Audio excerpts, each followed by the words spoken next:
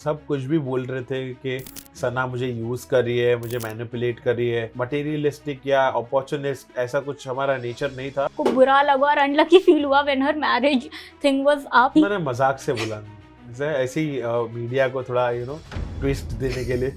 अरमान felt कि आप लोग अपना डूबता हुआ करियर लेके यहाँ पर आए हो। नहीं, मुझे कोई फर्क नहीं पड़ा भाई। अब करियर किसका डूब रहा है, किसका ऊपर जा रहा है, ये तो हमारे हाथ में नहीं है, ये जनता के हाथ में है।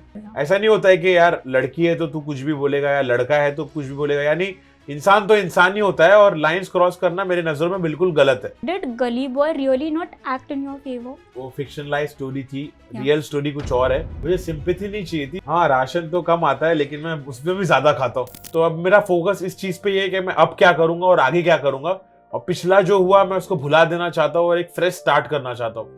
मेरे फेज में हमेशा हुआ, मैंने 2-3 बार कमबैक किया है, शायद ही किसी आर्टिस्ट ने इतना कमबैक किया रहेगा। Hello and welcome to Bollywood Bubble. I am Aakriti Bagla और आज मैं जिनके साथ हूँ उनको घर वालों ने भले ही कहा लेजी, बट वो है बहुत crazy and I am with Naezy. Naezy, first of all hello and welcome to Bollywood Bubble. Hello, how are you? I am good, how are you? I am good as well. Naezy, first of all पूछना चाहूंगी, being the runner up, that too with Sana, how was that whole feeling and वो माहौल कैसा था उस वक्त? बहुत exciting माहौल था, बहुत एंथुजियाज्म वाला माहौल था, Yeah. थोड़ा नर्वसनेस वाला भी था। जब सना और मैं थे बैक स्टेज, तो जब 10 मिनट बाकी थे अनाउंसमेंट के लिए, तो सना बहुत नर्वस हो गई थी और उसको एकदम अजीब अजीब लग रहा था, और मैं बहुत काम था वो टाइम पे और मैं एकदम कूल था। मेरे को ऐसा लग रहा था जो भी होगा, क्योंकि हम लोग दोनों टॉप 2 है, जो भी होगा हम दोनों में से ही जीतेगा। तो मुझे बहुत मतलब एक आराम वाली फीलिंग थी, कूल वाली फीलिंग थी कि हम यहाँ तक पहुंच गए। अब ट्रॉफी जिसके पास भी जाएगी मेरे को फर्क नहीं पड़ता उससे, और वैसे ही हुआ।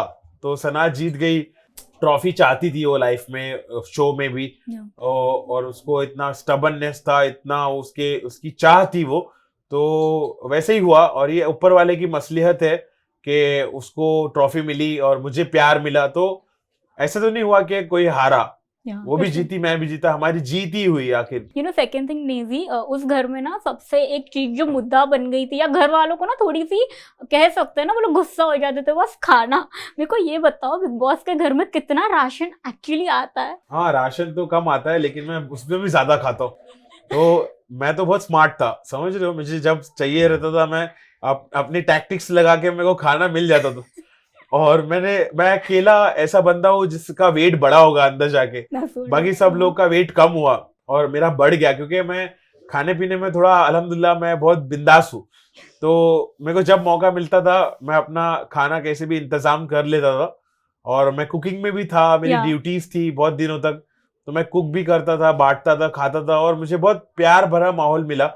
मुझे बहुत ढेर सारा प्यार अंदर भी मिला, बाहर भी मिला। तो मुझे लगता है कि मैं काफी हद तक सफल रहा, कामयाब रहा अपने मकसद में। बस यही राशन के बारे में अब आपको डिटेल में तो नहीं बता सकता मैं, लेकिन मिलता था राशन, ठीक ठाक राशन मिलता था। बिग बॉस ने हमारी मतलब फिक्र की, और हमको ज्यादा देर तक इतना भूखा तो नहीं रखा। जैसे दूसरे लोग को शिकायत है, वैसे मुझे तो कोई शिकायत नहीं है बिग बॉस से। But you know Naezy, a lot of time audience बोलो या घर वाले फेल्ट कि big boss is biased towards से सना मकबूल और रणवीर शौरी, क्योंकि आप रहे हो, हमने देखा दोनों तरफ से आपकी बॉन्डिंग बहुत अच्छी रही है, एक कॉन्वर्सेशन हमेशा रही है आपकी। आप क्या कहोगे इस बात पर? जी, मेरा व्यवहार करने का तरीका ये है कि मैं सबसे अच्छी बनाए रखूं। मैं बाहर भी ऐसा ही हूँ कि 2 टीम है अगर, तो मैं दोनों टीम से बात करूंगा और इक्वालिटी रखूंगा और इम्पोर्टेंस दूंगा दोनों को। किसी एक साइड में रहकर दूसरे साइड को इग्नोर करना मुझे सही नहीं लगता है, इसलिए मैं सबसे अच्छे रिलेशंस बना के रखा और उसमें मैं कामयाब भी हुआ। But you know, a lot of time आपको बुरा लगा जब लोग मे बी आपकी और सना की दोस्ती को ये समझते थे कि आपका एक सॉफ्ट कॉर्नर है उनकी तरफ, या कहते हैं ना कि भाई बाहर जाके देखते हैं कैसे टिकेगी या क्या होता है आगे। Did you felt bad about those things? I don't feel bad about anything, but मुझे लगता है कि सब कुछ भी बोल रहे थे कि सना मुझे यूज कर रही है, मुझे मैनिपुलेट कर रही है। मुझे तो ऐसा नहीं लगता है कि उसने मेरा यूज किया। उसको मैं रियल लगता था, इसलिए उसने मेरे साथ दोस्ती रखी, और मैंने भी उसके साथ दोस्ती इसलिए रखी क्योंकि उसका वाइब मेरे साथ मैच होता था। तो मटेरियलिस्टिक या अपॉर्चुनिस्ट ऐसा कुछ हमारा नेचर नहीं था, हमारा व्यवहार एक दूसरे के साथ बहुत रियल था, और हमने फाइनल तक पहुंच के उस बात को प्रूव भी किया।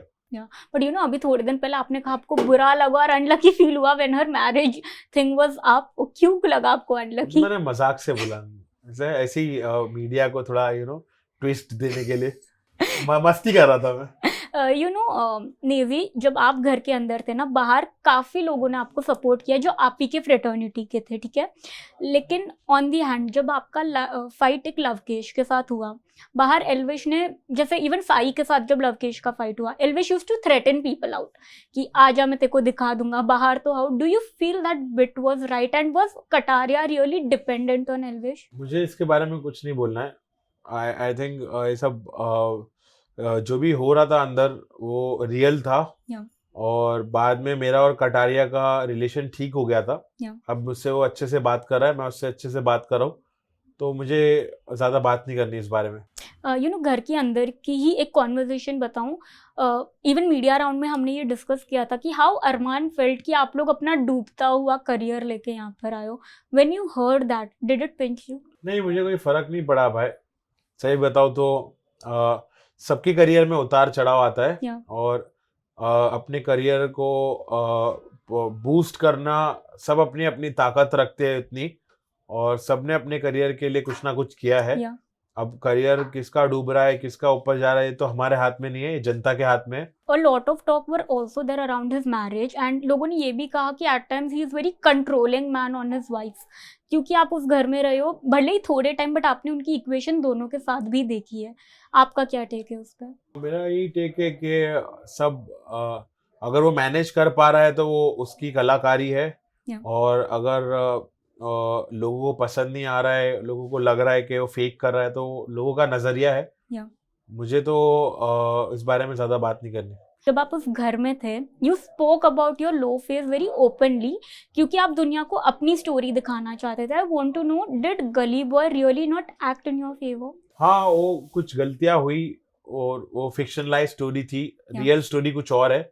और कुछ इंसिडेंट्स हुए जिसके बारे में मैंने अंदर रह के बात किया, क्योंकि मुझे सिंपैथी नहीं चाहिए थी, बल्कि मैं चाहता था लोगों को पता चले कि एक्चुअल रीजन क्या था। कि मैं क्यों गिरा, क्यों पीछे रह गया, क्यों मैं उस जगह पे नहीं पहुंचा जहां मुझे होना चाहिए था। तो इस सब के पीछे अलग वजह है, और मैं चाहता था कि मैं अपनी फीलिंग से थ्रू हो जाऊं। मैं एक बार बोल दूं, सबके सामने आ जाए वो बात, तो आई विल फील बेटर। तो मुझे वाकई में बहुत अच्छा लगा कि मैंने सबको बता दिया और आगे बढ़ा।